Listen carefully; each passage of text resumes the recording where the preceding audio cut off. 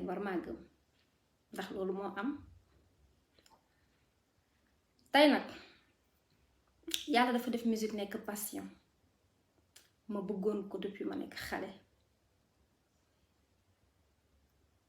mais nag jàng laa mës a jiital ndax yàlla mayoon na ma mënut ko lool mais nee naa nul ne peut échapper à son destin. yàlla dafa newoon man Coumba Diallo Queen Biz ci musique lay jaar ba tey sama bés ñëw. je suis juriste de formation mais ni ma duggee ci musique sax ba professionnalisé wu ci tey ba dekk Queen Biz xam naa buñ ciy jaar day gudd duma ci jaar dinañ ci ñëwaat nag ci yeneen discussion yeneen débat mais tey lu waral bés bi tey mooy di le MJR. lu waral nag MJR c'est un mouvement. yàgg ngeen ma laaj nag la définition du MJR. c'est le mouvement des jeunes pour la rupture. Et vous allez me demander pourquoi le MJR. bi ma duggee ci musique macha allah yàlla may na ma ci nag may na ma ci loolu sama carrière bu ma gisee tey am ñu naan ndax musique bi doxul wala dara damay ree ndax bu doon loolu rek duma ci jóge te mësuma ci jóg. sama musique tijjil na ma ay bunt waaye li ci gën a neex may na ma nit ñi. tey bu ñu toogee ba ne Queen Biz c'est l'artiste la plus suivie sur Facebook dama koy sant yàlla ndax ñu ngi à 1,5 million. waaye damay dolli rek ne même sur Instagram on est à 1,6 million. kon loolu dama koy sant yàlla bu baax a baax a baax. nit ñooñu di ma suivre nag la plupart des jeunes ma taxaw def seetlu may waxtaan ak ñoom. di leen déglu di xool seen ay métit di gis ñuy am benn crainte ci seen avenir di gis ñu jaaxle lool naam yàlla may na ma nag ci musique macha allah waaye ce serait très égoïste de ma part may xalaat sama bopp man kese. doon naa toog nag te xalaat naan y a 2 voies à suivre soit ma continuer sama musique nekk ci sama bopp duma yàkkal dara mais ci sama conscience lan laa apporter man sama peuple lan laa apporter la jeunesse sénégalaise lan laa apporter sama dëkk loolu dina ma topp et je serai complice parce que maa ngi xool jeunes yi di sonn jeunes yi di jaaxle jeunes yi di am lu leen metti jeunes yi di tiit pour seen avenir ma ne non man sama bopp je fais mes voyages je suis bien je fais ma musique j'ai tout ce qu'il me faut ça va quoi non loolu du Queen. xëy na tey nag dina jaaxal ñu bari su ma génnee ci facette bi ndax beneen Queen rek ngeen daan gis mais Queen boobu c'est la Queen qui a été fabriquée par le showbiz. Queen boobu ci benn monde lay dund benn monde bu fun bi nga xamante ne c'est un monde d'illusion. sama vrai combat tey la commencé je ne regrette pas nag parce que tey xëy na loolu moo ma may public bi yépp di ma topp regretté wu ma ko mais tey il est temps ñu jël suñuy responsabilité. La politique c'est quoi? C'est l'art de gérer la cité, n'est-ce pas? suñ ko deful ñeneen ñoo koy def suñu place te ñeneen ñooñu sori wuñu de ñi fi nekk seeni doom waaw ñoo ñuy jiite et nous on va accepter on va subir suñuy doom seen doom ñoo leen di jiite buñ ko doon def sax di ko teg ci yoon di def une politique saine, une politique de jeunesse bi nga xamante ne jeunes yëpp dañ ci gis seen bopp.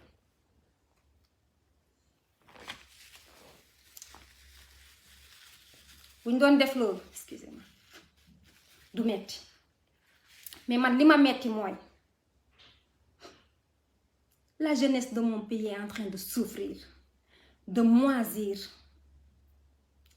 ndaw ñi liggéeyuñu, ndaw ñi sonn nañu. Je suis originaire du village Maka Koulibantang ndax xaw ma xam ngeen ko. man fi ma jóge man plus d'une 50aine de jeunes commune Maka ils sont morts ci géej gi lañu dee. tey y a 2 jeunes village bi tudd Yorodonon, c'est dans la commune de Maka Koulibantang toujours tey ils sont morts au Maroc ci géej gi. may profité di leen jaale waale man ma war a noppi waale loolu. Je suis complice. su ngeen ma ko waxee su ngeen ma ko waxul je suis complice. ba tax na nag tey beneen queen moo juddu, une nouvelle queen est née. du ma ne sax est née, peut-être c'est une résurrection ndax man lii dafa yàgg ci man. bi may woy wàllu kenn woy loowu ma dama jóg rek way. quand j'étais à l'université faculté de droit ndeysaan xam naa rupture bi tax dina leen xaw a jaaxal mais tur bu ma topp la parce que moi j'étais déléguée d'amicale.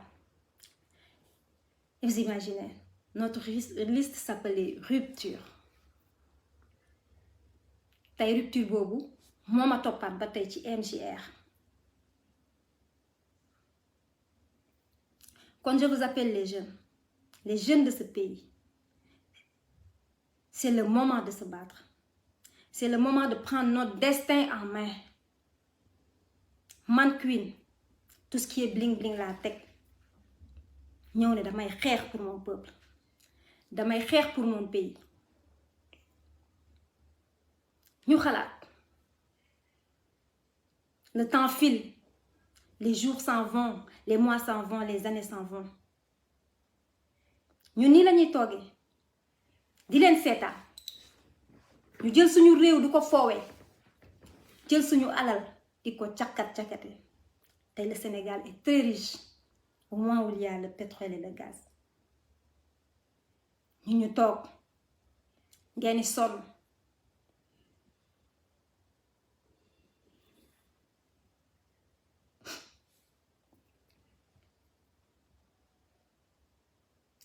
MJR nag juddu na tey. C'est le mouvement des jeunes pour la rupture. Et je vous tends la main, vous la jeunesse de mon pays. maa ngi leen di tendre la main. ngeen ñëw yéen ñëpp ñu liggéey. Ce pays nous appartient. bu ngeen nangoo, on va se battre ensemble. On va se battre ensemble. Et les choses vont changer. man nag daw ma ci saala yaay meer. gis naa ñu naan ma yaa ngi dugg dans un terrain glissant. tu te jettes sur la gueule des loups. ku moo neex mën nga nekk loup. xanaa du màtt la ñeme naa ko.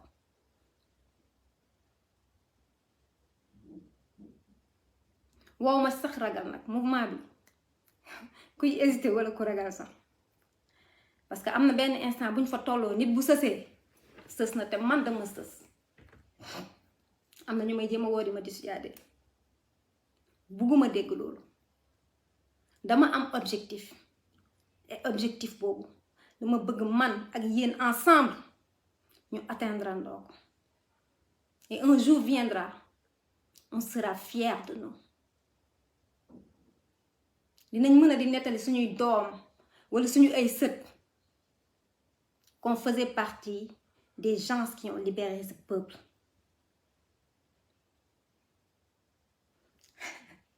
nee na ma bul jooy. non duma jooy mais c'est vraiment triste lu xew ci suñu réew. dama nekk artiste nag xam naa ñu jàppee ñu ay dof ñu foog ne ñun on n'est pas en train d'observer li xew ci dëkk bi injustice maa ngi gis lépp may nañ leen temps nag seetaan nañ leen et je regrette même man je pense que ni sax dama yéex a jóg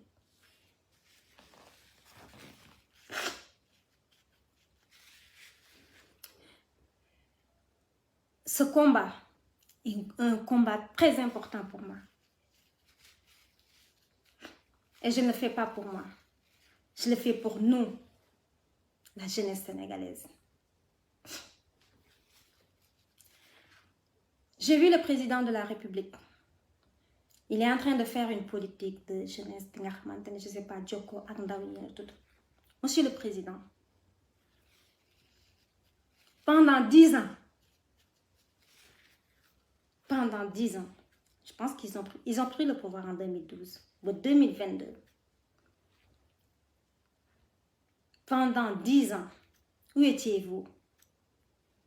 Bientôt, quelques mois au pouvoir, ou même moins de 2 ans. Ngeen ñëw ngeen ne da ngeen di def politique de xawma lan jokkoo ak ndaw ñi bu ñu nangu ku ñuy nax nañu yeewu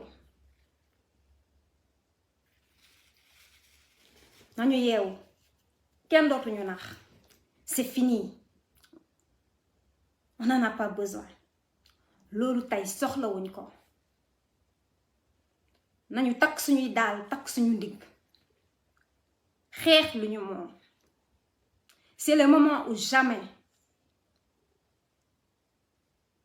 ku ñemewul nag mun nga toog mais man je vous appelle ngeen ñëw ñu xeex et je vous tends la main.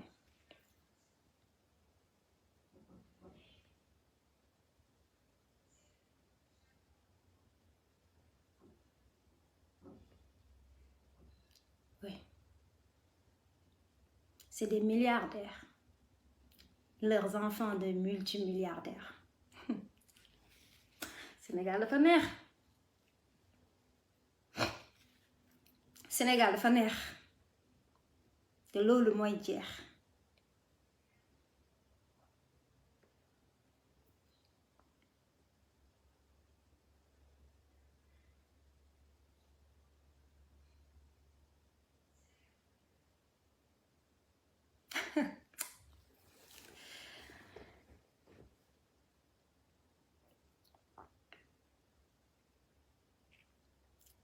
ñi may bind nag di ma wax ne artiste nga yemal ci sa art de grâce ku gëmul man li may xeex sax bul ma bind parce que soxlawuma conseil yooyu dama koy ñaan rek ñi may bind Queen bul dugg ci lii xamoo lii soxlawuma conseil boobu donc mun ngeen économiser seen énergie ngeen bañ ma bind parce que dama décider te bu ma kenn reculer doo réew mi dama ci bokk dama fi am wàll ni ñépp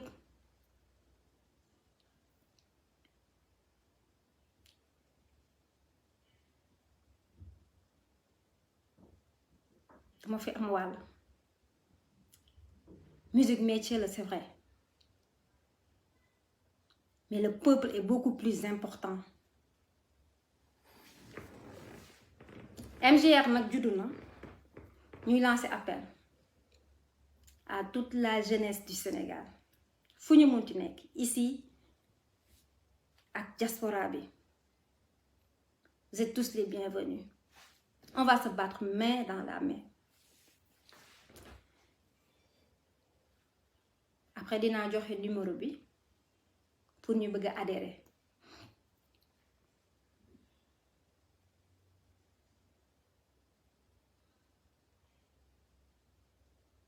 L'engagement c'est quoi?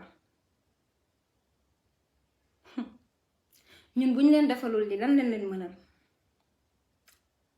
C'est révolu époque bi nga xamante ne dañuy toog nekk ci showbiz bi. Ils appellent ça le monde des immatures. ñoom dañuy toog di ñu ree ne xoolal dof yi ñun on est là di def li ñuy def di snap di TikTok c'est bien beau yeah, parce que man maa ngi ci monde boobu mais à un moment donné il faut que ñu yeewu les gars réveillons-nous il est temps et c'est le moment ou jamais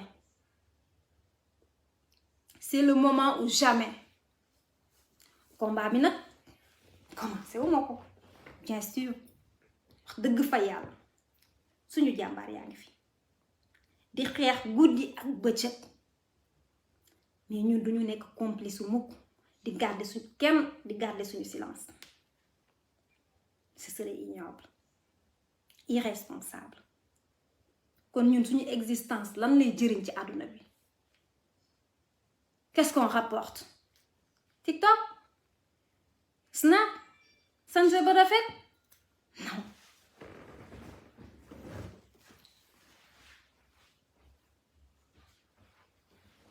ba tax na nag tey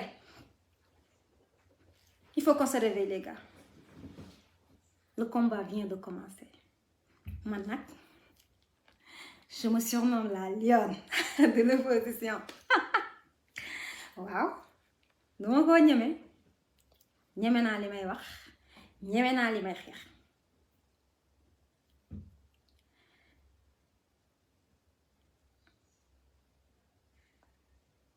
te li ma leen di wax nii bis bu ngeen ñëwee ñun ñëpp ñu xeex ko un jour viendra yéen ñëpp di ngeen ne alhamdulillah parce que defaluñ ko suñuy bopp sax kese on le fait pour nos petits frères et nos petites sœurs on le fait pour nos enfants ku fi ñëw yaakaar bu ñu toogee gis ngeen ni ñuy def injustice bi moom waxaaleetuma ko nguuru jaay doole nguuru def lu leen neex ku leen arrangé baax na ku leen arrangé wu ñu effacé dootuñ ko nangu c'est fini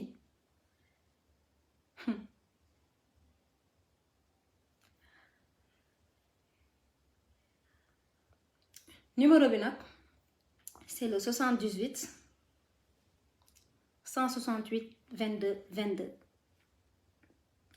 le 78 168 22 22 vous pouvez nous contacter on va créer un groupe WhatsApp ñun ñëpp ñu ànd bokk xeex li ñu xeex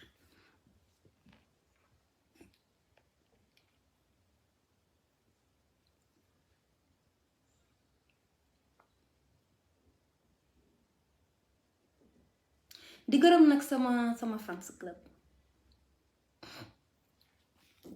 bi may commencé affaire bi quand la présidente m'a contacté dama ko yóbbante ci sama fans yi ma ne ko bis mu ne ma waaw ma ne ko boo demee neen ma sama fans yi nañ ma baal ak parce que fans aussi ñoom ils se sont organisés sur le club international et les autres fans aussi les staff et tout ma ne ko ñoom ñëpp nañ ma baal ak ndax engagement bi ma jël nii xëy na dina am ñu muy neex ak ñu mu dul neex dina am ñu far fii ñee far fee te ñoom ñëpp dañu boole bëgg Queen di xeex ndax Queen di liggéey ak Queen ma ne ko boo demee nga wax leen ñu baal ma ak mais jël naa sama décision je m'engage mais li ma tontu moo sedd sama xol mu ne ma pour le cas des fans ne t'en fais pas ñun yow lañu bëgg foo bëgg foofu lañu bëgg loo bëgg loolu lañu bëgg foo dugg foofu lañuy dugg loo def ñi ngi ci biir d'ailleurs NGR mooy ordre du jour ci biir fan club bi ah franchement awma seen fay ça m'a tellement fait plaisir que dama ne nag waaw loolu moom c'est une chance pour moi ils sont tous derrière moi donc kontaan naa awma seen fay Queen Club International staff Queen bis fan Queen yëpp daal franchement ñoom ñëpp ñoom ko yombalal parce que ñoom ñëpp ñi ngi ci biir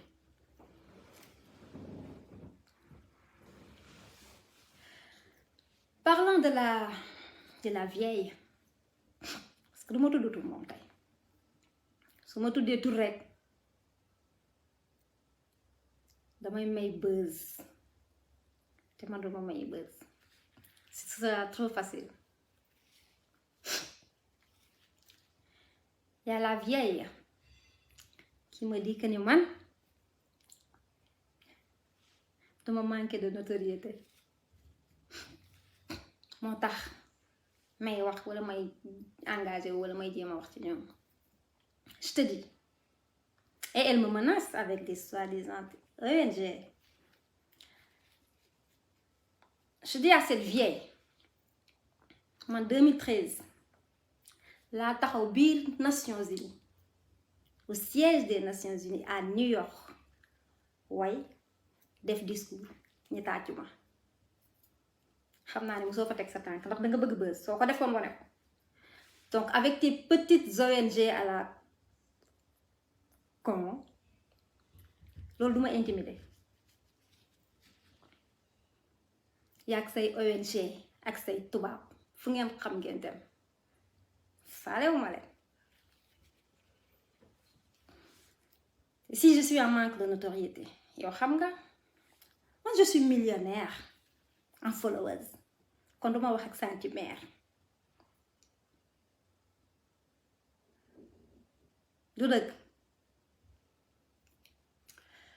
Donc on ne boxe pas dans le même ring. Et non, on n'a pas la même vision des choses.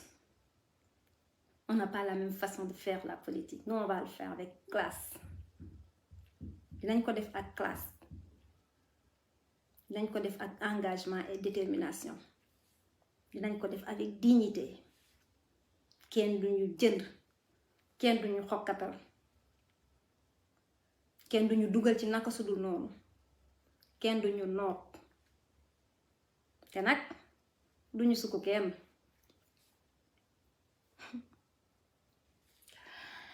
Ay problème de mœurs nag duma la ci tontu.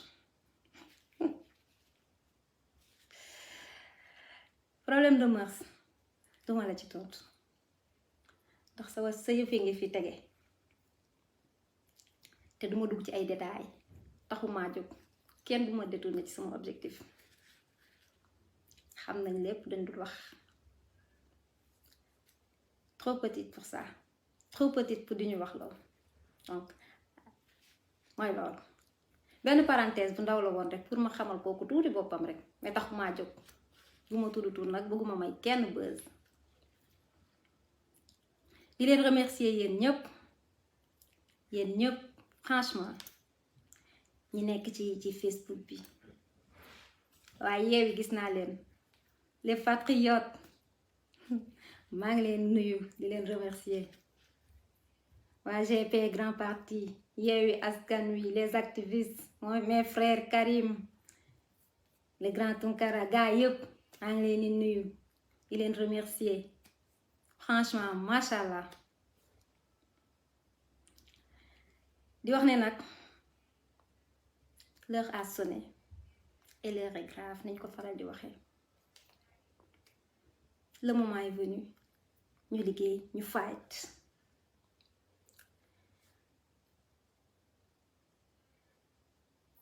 ci ordre du jour yi aussi waxoon naa dinaa wax ci 3e mandat.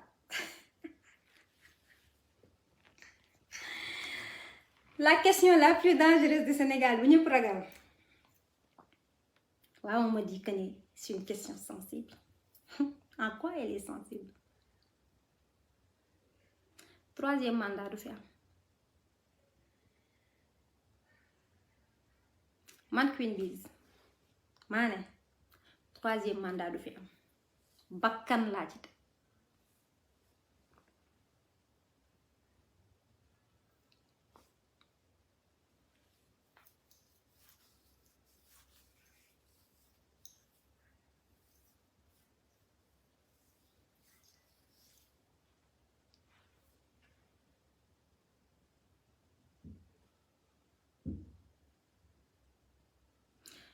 waaw ma kooku li 20 ans je vous salue maa ngi gis seeni message. Ne vous inquiétez pas seen doom yeewu na. Sénégal sax laay wax seen doom yeewu na. li doon nelaw ci ñun jeex na.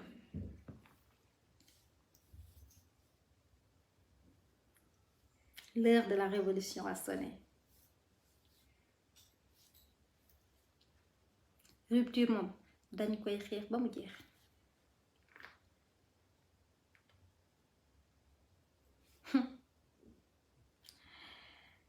politique nag mi ngi door a am gan. Queen egsi na. waaw Queen egsi na.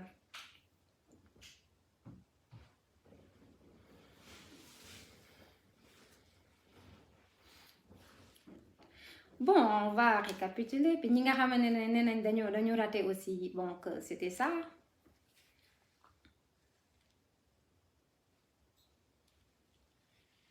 On va se battre pour le pays, on va se battre pour le Sénégal, on va se battre pour la jeunesse. ñun bu ñu xeexalu suñu bopp ku ñu koy defar. Personne ne le fera à notre place.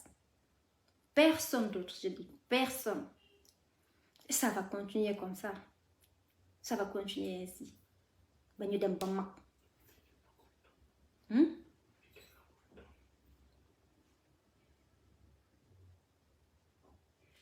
Sénégal bu neexoon. Est-ce que les jeunes vont s'enfuir? Est-ce que dinañ dem immigrer ji? Est-ce que dinañ jël bateau yi di dem? bu leen leeroon ni dañ fiy toog di am liggéey est-ce que dinañ def loolu? ñi dem aussi il y a beaucoup de chômeurs là-bas de en Europe dem naa fa. États-Unis dem naa fa. C'est pas l'Eldorado les gars. Et il y a beaucoup de nos compatriotes qui sont en train de souffrir. Ils sont dans la galère, dans la dèche totale. ñii amuñu këyit ñii amuñu liggéey mais koo ci ne nañ ñibbi Sénégal mu ne la deewa ma ko gënal dee. Et vous pensez que ce pays marche? koo ci ne nañ dem Sénégal mu ne la dee moo ma ko gënal dew ma. ngeen foog ne bu Sénégal neexoon ñooñu duñu ñëw avoir une vie stable, une vie de famille, takk jabar du nekk ci ngi am lu ñu bëgg yépp. Ça ne va pas du tout. Ça ne va pas du tout les gars.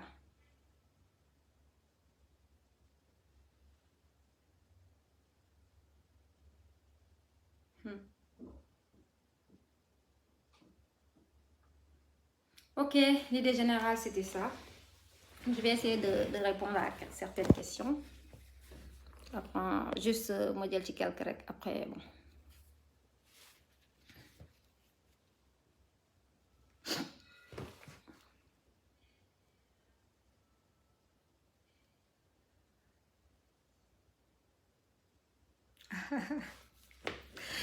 me dit que ni Queen dañuy bul ñu def tampi déjà c'est pas la même chose.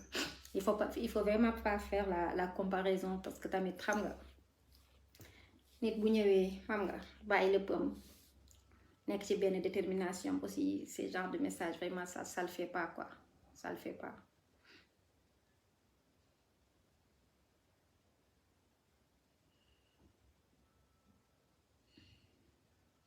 Si pourtant on peut faire de la politique bi nga xamante ne peuple bi yëpp dinañ ci gis seen bopp, jeunesse bi yëpp dinañ ci gis seen bopp, mais façon politique boobu yombul. C'est pas des politiciens yi nga xamante ne ils s'enrichissent sur le dos du peuple ñooy mën a def politique boobu, non c'est pas ça.